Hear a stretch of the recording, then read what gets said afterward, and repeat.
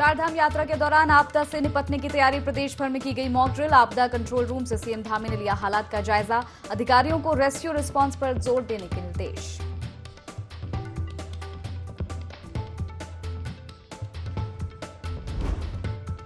चारधाम यात्रा शुरू होने से पहले बद्रीनाथ में भारी बर्फबारी, सफेद चादर में लिपटा गंगोत्री धाम। मैदानी इलाकों में रहवासियों को मिली गर्मी से राहत।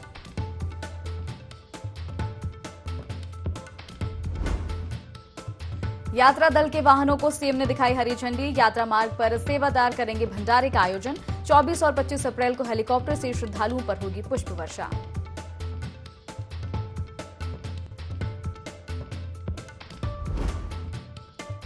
मसूरी नगरपालिका बोर्ड बैठक में आगामी बजट पास, 91 प्रस्तावों को मिली मंजूरी। सभी सभा सदस्यों ने मसूरी देहरादून विकास प्राधिकरण की कार्रवाई का किया विरोध।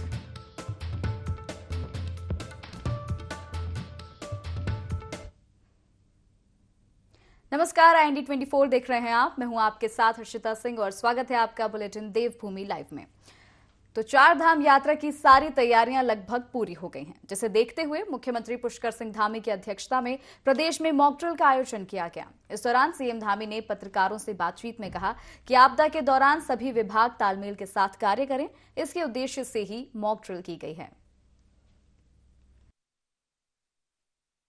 हम लोगों ने चारधाम यात्रा की जो तैयारियां हैं काफी पहले से प्रारंभ कर दी थी और इसके पीछे हमारा एक ही उद्देश्य है कि आने वाले सभी श्रद्धालुओं को, सभी पर्यटकों को आसानी से यात्रा उनकी हो पाए, उनकी यात्रा सुगम हो, अच्छी हो और किसी प्रकार की कोई परेशानी न हो। आपदा की स्थिति हो या कोई अन्य स्थिति उत्पन्न होती तो उसके लिए भी हमारी सभी एजेंसियां एक दूसरे से संपर्क करते हुए, एक दूसरे से आपस में समन्वय करते हुए कोऑर्डिनेशन के साथ काम करें। इसीलिए आज ये मॉक ड्रिल भी जो है करवाई जा रही है, जिससे कि सब लोग हर स्थिति के लिए तैयार रहें और बाकी यात्रा के लिए पूरा उत्तराखंड तैयार है, देवभूमि तैयार है। मुख्यमंत्री पुष्कर सिंह धामी ने केदारनाथ धाम के सेवादार सदस्यों के दल के वाहनों का फ्लैग ऑफ किया। इन सेवादारों द्वारा केदारनाथ यात्रा मार्ग पर 21 से 25 अप्रैल तक श्रद्धालुओं के लिए भंडारे का आयोजन किया जाएगा। 24 और 25 अप्रैल को हेलीकॉप्टर से पुष्प वर्षा भी की जाएगी। मुख्यमंत्री पुष्कर सिंह धामी ने कहा कि उत्तराखंड की चारधाम यात्रा के लिए श्रद्धालुओं की सुविधा के दृष्टिगत सभी तैयारियां की गई हैं। अभी तक 16 लाख से ज्यादा पंजीकरण हो चुके हैं। भगवान बद्री विशाल की कृपा से, हमारे सभी देवी देवताओं के सभी धामों की कृपा से ये यात्रा हमारी बहुत ऐतिहासिक होगी। बहुत लोगों के अंदर उत्साह है, जोश है, आस्था है, श्रद्धा है। पूरे देश के लोग लगातार बुकिंग करवा रहे हैं। 16 लाख के लगभग लोगों के अभी तक पंजीकरण हो गए हैं। ऑफलाइन भी चल रहा है, ऑनलाइन भी चल रहा है और बहुत सारे स्वयंसेवी संगठन, सामाजिक संगठनों के लोग, सामाजिक लोग, सेवादार सभी अपने अपने स्तर पर काम कर रहे हैं। कोई भंडारा चला रहा है, कोई सेवा के काम कर रहा है। मैं सभी का धन्यवाद करता हूँ। सब लोग यात्रा को सफल बनाने के लिए आगे आ रहे हैं। हमारा ध्येय है कि पूरे देश भर से आने वाले श्रद्धालु अच्छी प्रकार से, ठीक प्रकार से अपने दर्शन कर पाएं, उनकी यात्रा अच्छी हो, भगवान उनकी सबकी मनोकामना पूर्ण करें। हम सबकी आतिथ्य के लिए तैयार हैं। उत्तराखंड पूरा जल्द ही बद्रीनाथ धाम की यात्रा शुरू होने वाली है, जहां इन दिनों लगातार भारी बर्फबारी हो रही है। आधे फीट की ऊंचाई तक बर्फ जम चुकी है। 27 अप्रैल से बद्रीनाथ धाम के कपाट खुलने वाले हैं। इसकी तैयारियां और मास्टर प्लान के कार्य तेजी से चल रहे हैं। इस बीच बर्फबारी से यात्रा की तैयारियों पर बुरा असर पड़ रहा है।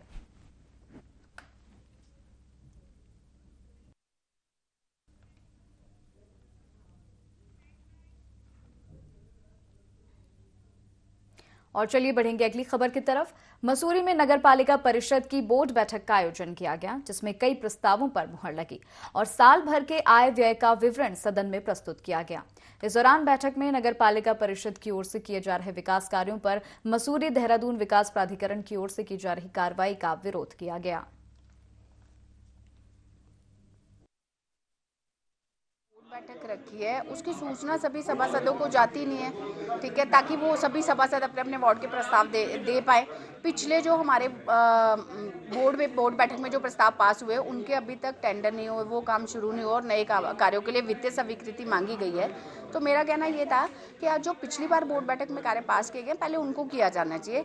आप अन्य कार्यों की वित्तीय स्वीकृति मांग रहे हो तो उसमें कोई दिक्कत। इसी के साथ साथ शहर के कई मुद्दे हैं, जैसे सड़कों की खराब हालत है, अन्य विभागों द्वारा, चाहे वो जल निगम हो चाहे PWD द्वारा जो कार्य किए जा रहे हैं नगर पालिका को वो आगे बढ़कर उसमें पहल करने की, MDDA की जो कार्य प्रणाली है जिस तरीके से वो कार्य कर रहे हैं, आम आदमी को परेशान किया जाता है और कहीं पे भी पहुंच जाते हैं जहां नगर पालिका ने बोर्ड बैठक में जो काम पास कर रखे हैं वो उन कार्यों पर जाकर उन कार्यों को रोकने की कोशिश करते हैं, सीलिंग कर देते हैं। तो ये गलत है, इसकी कड़ी निंदा की और विरोध किया है। और बाकी जो विकास के कार्य हैं उनको सबने मिलजुल कर सहमति दी है। आज एक महत्वपूर्ण बैठक काफ़ी दिनों बाद पालिका की यहाँ पे आयोजित की गई, जिसमें मुख्य तौर पे जो पालिका का वार्षिक बजट है उसको पास किया गया। इसके अलावा मैसैनिक लॉज का जो द्वितीय चरण का कार्य होना है उसको इसमें वित्तीय स्वीकृति इसमें दी गई है। इसके अलावा काफ़ी सारे निर्माण कार्य, हुडको से हाईटेक टॉयलेट हमारी पास हुई, वहाँ से अनुदान मिला है नगर पालिका को 51 लाख रुपए का, उसका भी अनुमोदन यहाँ पर किया गया है।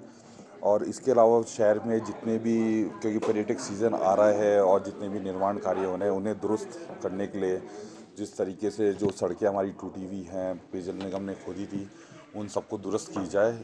काफ़ी सारे महत्वपूर्ण प्रस्ताव इस बैठक में पास किए गए। चंपावत के टनकपुर में पूर्णागिरि मेला चल रहा है। ये मेला 3 महीने के लिए संचालित किया जाता है, लेकिन सीएम धामी की घोषणा के बाद मेले को साल भर चलाए जाने की व्यवस्था की जा रही है, जिसके लिए सरकार ने ठेकेदारों को काम सौंपा था। लेकिन ठेकेदार बिजली विभाग को ही चकमा देते नजर आ रहे हैं और खुलेआम बिजली की चोरी की जा रही है। मामले की सूचना मिलते ही पुलिस मौके पर पहुंची और ठेकेदार से सामान जब्त कर जल्द कार्रवाई की बात कही है।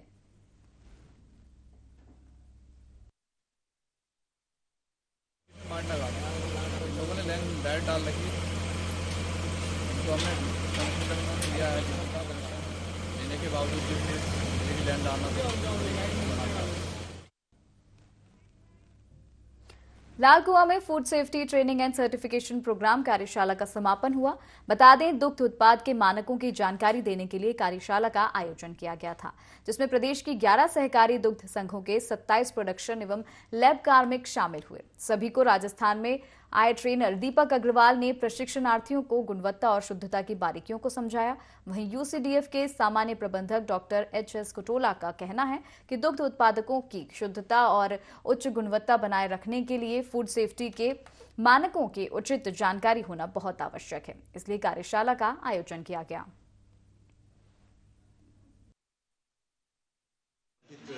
3 दिन का प्रशिक्षण कार्यक्रम हमने यहाँ पर आयोजित किया था। इसमें प्रदेश भर के हमारे सारे जनपदों के लोगों ने जो क्वालिटी कंट्रोल में टेस्टिंग करते हैं जनपदों में, उससे संबंधित को यहाँ पे प्रशिक्षण दिया गया। इसके लिए हमने जो प्रशिक्षण और राजस्थान से आदरणीय दीपक जी आए थे। इसमें 2 चरणों में ट्रेनिंग कार्यक्रम है। एक तो जो थ्योरी थी इस क्लास में, थ्योरी में कि भाई जो आज के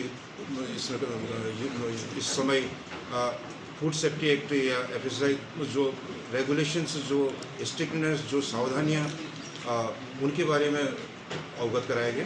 और दूसरे सेशन में जो प्रैक्टिकली हम जनपद स्तर पर कैसे दूध की टेस्टिंग करें, जो एडवांस टेक्नोलॉजी से उसमें कैसे टेस्टिंग करें, नए इक्विपमेंट जो इनको आवंटित किए उनमें कैसे टेस्टिंग करें, और ताकि जो दूध के जो हर स्तर पर हर गुणवत्ता या एडल्ट्रेशन जो भी उसमें हो उनकी पूरी टेस्टिंग हो सके, उस सब सारी चीज़ों को कवर इस ट्रेनिंग में किया गया।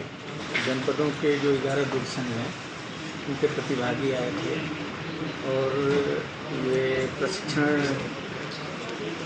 जो संस्थान है उसके तरफ से ये नई पहल की गई है, जिसके लिए ये भी बधाई के पात्र हैं।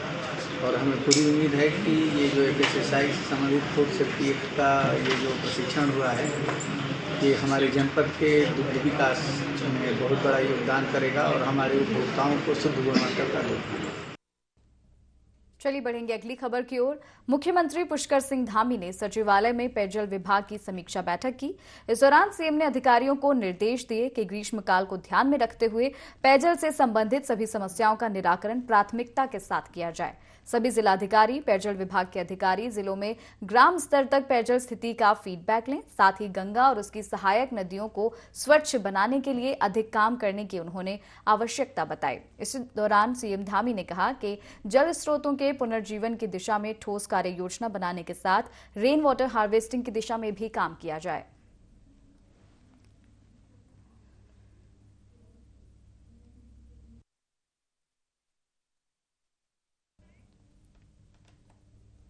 सितारगंज तहसीलदार की अध्यक्षता में आगामी त्योहारों को देखते हुए पीस कमेटी की बैठक का आयोजन किया गया, जिसमें शहर के गणमान्य लोगों के साथ कई लोग भी मौजूद रहे।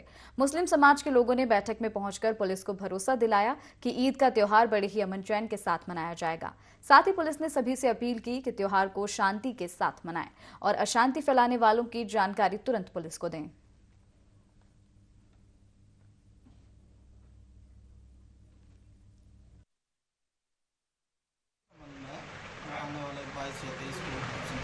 उस संबंध में इस क्षेत्र के मौजूद लोगों को, जिसमें दोनों फरीक शामिल हुए, उन्होंने कुछ सुझाव दिए हैं और हमारी तरफ से भी पानी और साफ सफाई और ट्रैफिक इस संबंध में हम लोगों को फैसिलिटेट कराना है और अच्छे से माहौल में ये अमन कमेटी की मीटिंग संपन्न हुई है और सभी ने हमें भरोसा दिलाया कि सब सहयोग करेंगे और इस त्योहार को अच्छे से मनाएंगे।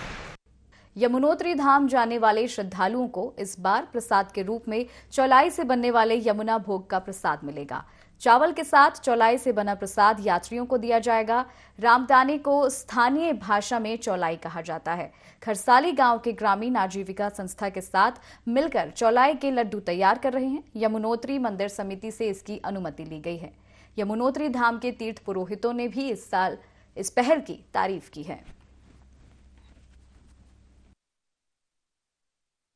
के द्वारा इसी प्रकार से घर में उगाई गई फसलों से जो निर्मित जो धान होती थी उसका ही प्रसाद दिया जाता था और वर्तमान में हमारे जो ग्राम प्रधान हैं उनके द्वारा आजीविका संस्था के साथ साथ नाबार्ड के साथ साथ मिलकर के जो व्यवस्था शुरू की गई है, मैं उसका स्वागत करता हूं। हमारे पर्यटन से जुड़े लोग या तीर्थाटन से जुड़े हुए लोग जो भी यहाँ पे दर्शनार्थी आते हैं, श्रद्धालु आते हैं, माँ यमुना के अनुयायी आते हैं, वो इस प्रसाद को जब ग्रहण करेंगे। हम और मंदिर समिति और ग्राम सभा मिलके यहाँ पर जो हमारा लोग रामदाने के यहाँ पे लड्डू बना रहे हैं और काफ़ी मात्रा में क्या है प्रसाद के रूप में लोकल क्या है, तो इस बार हमने चलाए हैं। छोटे से लेकर बड़ा हमने इसमें पैकेज रखा है।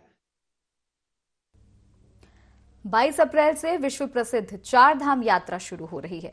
यात्रा की दृष्टि से जनपद उत्तरकाशी अत्यंत महत्वपूर्ण है।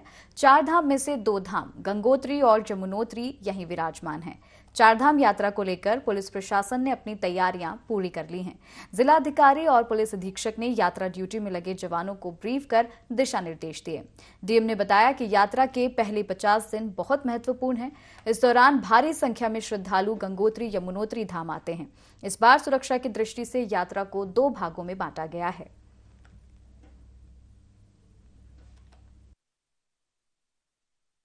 जो एक मार्ग जाता है, हाँ, उस पर हमने ड्यूटीज लगाई हुई है और वो जो है वन वे जो है घोड़ा खच्चर के लिए ही है कि जो राम मंदिर के आगे भंडेली घाट से जो डाइवर्ट होता है वहाँ पे सिर्फ घोड़े खच्चर को अलाउ करेंगे और फिर लौटते वक्त वो मेन मार्ग से ही आएगा। और लोहाघाट में लोगों को तेज गर्मी से राहत मिली है। दरअसल लोहाघाट में अचानक तेज गरज के साथ बारिश शुरू हुई। बारिश होने से पिछले दिनों से पड़ रही गर्मी से लोगों को काफी राहत मिली। इस दौरान लोगों ने कहा कि ये बारिश आलू की खेती के लिए भी काफी फायदेमंद साबित होगी। साथ ही क्षेत्र में जो वायरल फीवर और सर्दी जुकाम का प्रकोप चल रहा है उसमें भी राहत मिलेगी। फिलहाल प्रदेश में मौसम का मिजाज बदला हुआ है।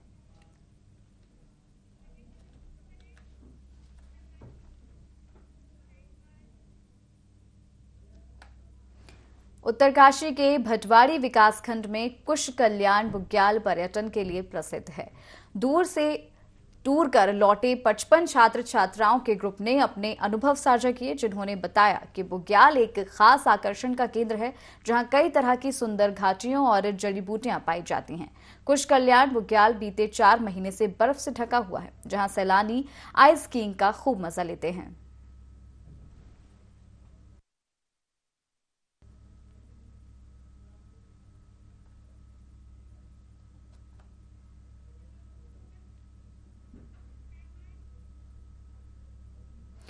खबर यमुना घाटी से है, जहां पुरोला विधायक दुर्गेश्वर लाल ने उद्यान विभाग का औचक निरीक्षण किया। निरीक्षण के दौरान मिली भारी अनियमितताओं को देख विधायक ने काफी नाराजगी जताई। उद्यान में सूखे पौधों पर उन्होंने कहा, पौधे लगाने के नाम पर विभाग और फर्म ने 61,53,000 ठिकाने लगा दिए। कहा, बाग में पहले अखरोट के 18,000 पौधे लगाए गए थे, पर एक भी पौधा ठीक नहीं पाया। उन्होंने उद्यान विभाग पर कई आरोप लगाए।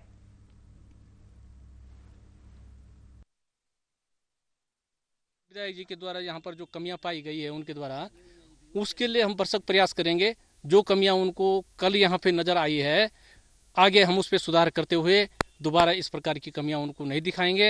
और जब हमारा काम जो है 50% के लगभग हम समझे कि हमारा काम सफल हो रहा है, हम माननीय विधायक जी का तहे दिल से यहाँ राजकीय उद्यान जरमोला का निरीक्षण करवाएंगे, उनका भ्रमण करवाएंगे। हम भी तो चाहते हैं हमारे अच्छे विधायक जी हैं और यहाँ पर आकर के जो है हम हमारे मार्गदर्शन करते रहें और क्षेत्रीय जनता का भी मार्गदर्शन करते रहें। ये हमारी माननीय विधायक जी से उम्मीद है। हल्द्वानी में ईद त्योहार को लेकर शांति समिति की बैठक आयोजित की गई, जिसमें एसएसपी पंकज भट्ट ने विशेष दिशा निर्देश दिए। बैठक में निर्णय लिया गया कि ईद के दिन बाहर के 2 पहिया वाहन की एंट्री बंद रहेगी, केवल 2 पहिया वाहनों का ही प्रवेश दिया जाएगा। एसएसपी ने पर्यटन सीजन का हवाला लेकर विशेष व्यवस्था के निर्देश दिए।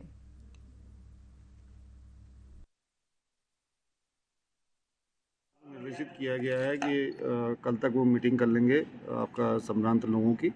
इसके अलावा जितनी ड्यूटियां लगनी हैं वो उसके संबंध में दिशा निर्देश दिए गए हैं। इस बार भी हम लोग पिछले बार की तरह जो बाइकर्स नैनीताल जाते हैं ईद के दौरान और ईद के बाद, उनको रिस्ट्रिक्ट कर रहे हैं। जो सबसे महत्वपूर्ण है वो कैची धाम में भारी संख्या में टूरिस्ट आ रहा है, उसका जो हम लोगों ने प्लान बनाया उसको हम लोग इम्प्लीमेंट कर रहे हैं। इसमें रानीखेत जाने वाले छोटे वाहनों को एग्जेम्प्ट किया जा रहा है, क्योंकि आपका जो हमारा डाइवर्जन प्लान है उसमें हैवी ट्रैफिक को डाइवर्ट किया जाएगा और जो रानीखेत जा रहे हैं वाहन, उनको जो छोटे वाहन हैं वो जाएंगे वहाँ से। इसके अतिरिक्त हम लोगों ने जो न्यायालयों से लंबित वाद और संबंध और आपका जो तामील नहीं हो रहे हैं उसको लेकर के सख्त दिशा निर्देश दिए हैं कि अगर इसमें किसी की आपका कोताही होगी तो उसके खिलाफ कार्रवाई की। हरिद्वार में 4 धाम यात्रा को शुरू होने में कुछ ही दिन रह गए हैं, जिसको लेकर जहां एक और सरकार कई दावे कर रही है, तो वहीं दूसरी तरफ 4 धाम यात्रा से जुड़े ट्रेवल्स व्यवसायी 4 धाम यात्रा को आने वाले श्रद्धालुओं की संख्या सीमित किए जाने से परेशान हैं। उनका कहना है कि संख्या सीमित करने से आने वाले श्रद्धालुओं को बहुत दिक्कतों का सामना करना पड़ रहा है। उन्होंने सरकार से मांग की है कि 4 धाम यात्रा को आने वाले श्रद्धालुओं की ऑनलाइन पंजीकरण के साथ साथ ऑफलाइन पंजीकरण की व्यवस्था भी की जानी चाहिए। वहीं 4 धाम यात्रा पर मुख्यमंत्री का कहना है कि उत्तराखंड में आने वाले हर श्रद्धालु को 4 धाम में दर्शन कराए जाएंगे और जो गाइडलाइंस हैं उस पर पुनः विचार किया जाएगा, ताकि आने वाले सभी श्रद्धालुओं को दर्शन कराए जा सकें।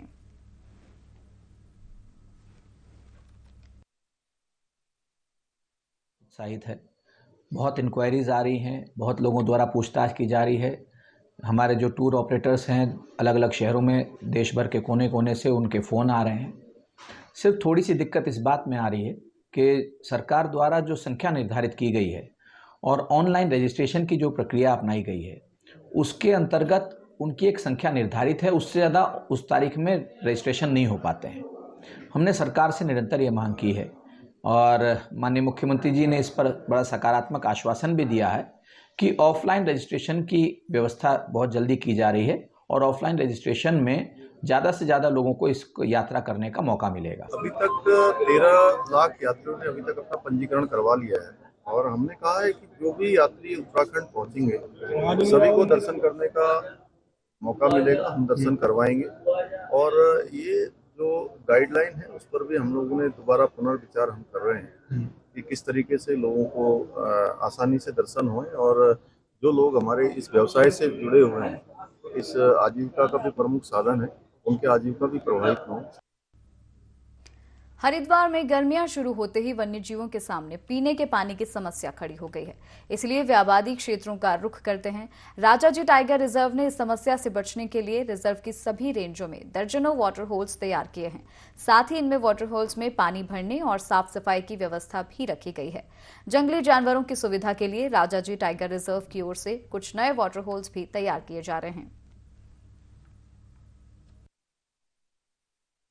वन्य जीवों के लिए पीने का पानी एक महत्वपूर्ण चीज़ है, तो ये हमेशा से वाटर होल का जो मेंटेनेंस और जो उनका नया निर्माण है, ये राजा जी टाइगर जू की प्राथमिकता रही है। इसी की अगर मैं बात करूँ, टाइगर जू के अंतर्गत लास्ट ईयर ही 2 बड़े जलकुंड बनाए गए, लगभग 1-1 लाख लीटर कैपेसिटी के हैं। एक चीलावली रेंज में बनाया गया है, एक रवाशी रेंज में बनाया गया है। इसके अतिरिक्त जो हमारे पहले से ही जो जलकुंड थे उनकी भी मरम्मत कर ली गई है। इसके अतिरिक्त कुछ नए कच्चे वाटर होल बनाए गए हैं, तो पूरी तैयारियां सुनिश्चित कर ली गई हैं कि आगामी जो ग्रीष्मकाल जो और अभी आगे बढ़ेगा मई जून में, उसमें किसी भी प्रकार से वन्य जीवों को पीने के पानी की दिक्कत। वन्य जीव प्रेमियों के लिए ये खुशखबरी है कि सुमना बॉर्डर क्षेत्र में दुर्लभ हिम तेंदुए ने दस्तक दी है। ये सुमना इलाके में चहलकदमी करते हुए नजर आया है। पार्क प्रबंधन के कैमरों में उसकी तस्वीर कैद हुई है। बर्फबारी सीजन में ये तेंदुआ हर साल आता है।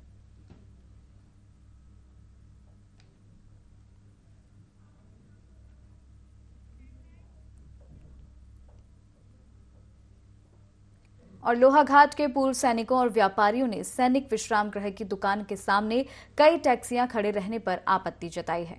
लोहाघाट के सैनिक विश्राम गृह के सामने टैक्सियां नंबर से ना लगने और व्यापारियों की दुकानों के सामने वाहन लगाने पर पूर्व सैनिकों और व्यापारियों ने विरोध जताया है, क्योंकि वाहन खड़े होने से व्यापारियों का व्यापार ठप हो रहा है और दुकानों पर ग्राहक भी नहीं आ रहे हैं।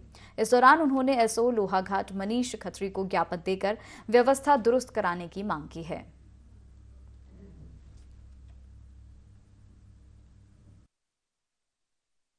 जो हमारा टैक्सी स्टैंड है चंपावत और टनकपुर का, और जो हमारे व्यापारी हैं जो यहाँ पे खेती कांत राय के बाद दुकान लाते हैं, इनका कुछ टैक्सी को लगने और दुकान को खोलने को लेकर कुछ थोड़ा सा एक समस्या आ गई थी, तो दोनों पक्षों से वार्ता कर समस्या का समाधान कर दिया गया है। और वहाँ पे जो टैक्सी जो बिना नंबर के लग रही थी वो नहीं लगेंगी।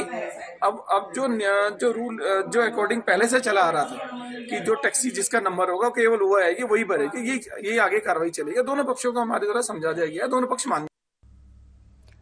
उत्तराखंड के रानीखेत के मिशन इंटर कॉलेज में बोर्ड की उत्तर पुस्तिकाओं के मूल्यांकन का कार्य तेजी से किया जा रहा है, जहां हाई स्कूल की 6,555 और इंटरमीडिएट की 2,429 उत्तर पुस्तिकाओं का मूल्यांकन हो चुका है। मुख्य शिक्षा अधिकारी ने बताया कि शिक्षकों को आवश्यक दिशा निर्देश दिए गए हैं। साथ ही अल्मोड़ा में 3 मूल्यांकन केंद्र बनाए गए हैं, जहां उत्तर पुस्तिकाओं की जांच की जा रही है। शिक्षकों की कमी को भी पूरा किया जा चुका है।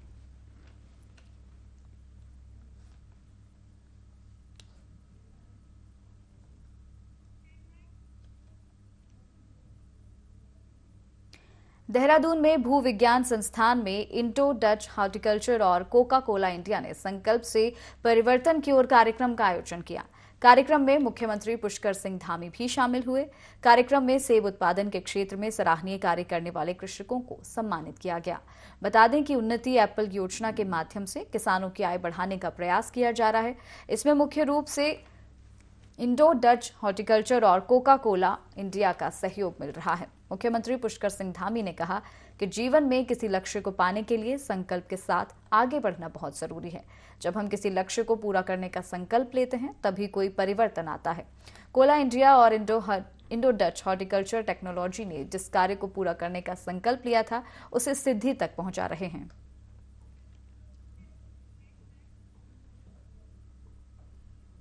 और इसी के साथ इस बुलेटिन में फिलहाल इतना ही। आप देखते रहिए IND24। नमस्कार।